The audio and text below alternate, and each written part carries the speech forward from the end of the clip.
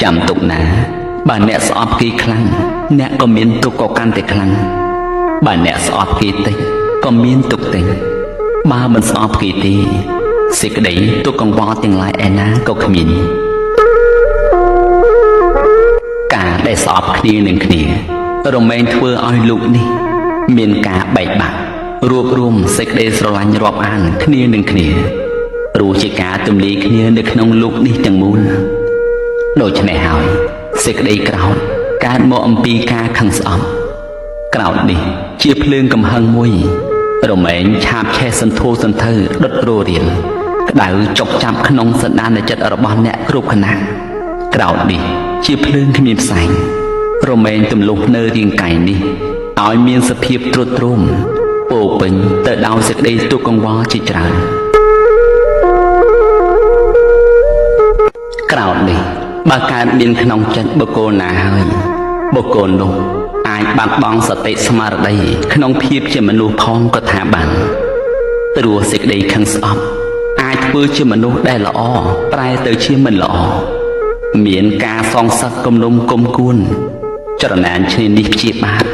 miền ca cạp sầm lấp mình nụ nên mình nụ phong khnia chọn piêu về đi khnia đừng khnia đôi chân này tha nè ảnh bàn chị anh nè anh ban để giấy đàm ảnh nè ảnh ban lúa cho bọn anh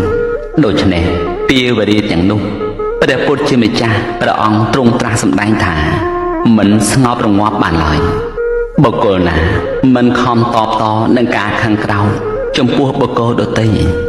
piêu về đi rồi bọn bồ cô luôn cứ ngọc trong ngõ bàn lời đôi bây giờ phút chưa mấy cha bây giờ ông trung tra sầm đánh thả pía rùm ngọt đầy cá mình chọn pía đôi chân này dương mà nè trời đã xa phiếp cho mình luônประกอบដោយមេត្តាខន្តីអធិស្ឋានឲ្យគ្នានឹងគ្នាអត់ធន់នឹងពាក្យសម្ដីហួសប្រមាណចំពោះពាក្យសម្ដីនៃជនដទៃកុំដោយតែអំណាចនៃការខឹងស្អប់អាចคล้ายធ្វើជាមនុស្សពៀលមួយប្រព្រឹត្តភ្នែកដោយមិនដឹងខ្លួនមោហៈគឺសេចក្តីវង្វេងរមែងមកជ្រៀតជ្រែកបិទបាំងធ្វើឲ្យបុគ្គលនោះលែងស្គាល់ហេតុផលគុណទុកមិនស្គាល់គុណតម្លៃរបស់ជនដទៃនិយាយដោយពាក្យអសរោះដូច្នេះហើយអ្នកត្រូវអប់រំចិត្តឲ្យបានចូលកុំក្រោធកុំស្អប់គ្នានឹងគ្នាឡើយក្រោធគឺល្ងងមោហៈគឺឆ្កួតបើយើងមិនក្រោធអ្នកនឹងបានคล้ายជាមនុស្សមិនល្ងងមិនឆ្កួត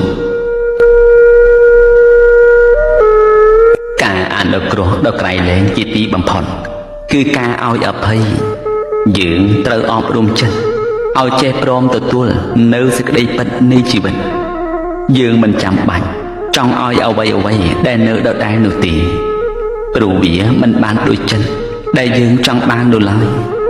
ហើយការដែលមិនបានដូចចង់នេះហើយវាជាហេតុឲ្យកើតទុក្ខដរាបណាមនុស្សយើងនៅមិនទាន់ស្លាប់ទេដរាបនោះមនុស្សយើងនឹងបានជួបនៅរបស់ដែលប្រែប្រួលរហូតជានិច្ចនេះជាសេចក្តីទុក្ខក្នុងដំណើរជីវិតនេះបើអ្នកដទៃធ្វើខុសមកលើយើងចូលកុំយកកំហឹងទៅទប់ទល់ឲ្យសោះអ្នកត្រូវឲ្យអភ័យយើងត្រូវសម្លឹងទៅរកសេចក្តីល្អរបស់គេឲ្យបានច្រើនបើយើងរកសេចក្តីល្អរបស់គេមិនឃើញទេអ្នកត្រូវអនុគ្រោះសេចក្តីអាសូរចំពោះគេព្រោះគេកំពុងតែមានគ្រោះកាយមិនថាអ្នកនៅទីណាក៏ដោយអ្នកមិនត្រូវសានសត្រូវឡើយបើអ្នកមានមិត្តនឹងមនុស្សគ្រប់គ្នាក៏ជាមិត្តរបស់អ្នកដែរចូលអ្នករលឹកគិតថានៅលើផែនដីនេះបើយើងមានសត្រូវតែម្នាក់ក៏វាច្រើនណាស់ទៅហើយអ្នកចូលកុំពេញចិត្តធ្វើឲ្យគេស្អប់ទាំងខ្លួនឯងកុំចូលចិត្តស្អប់អ្នកដទៃឡើយ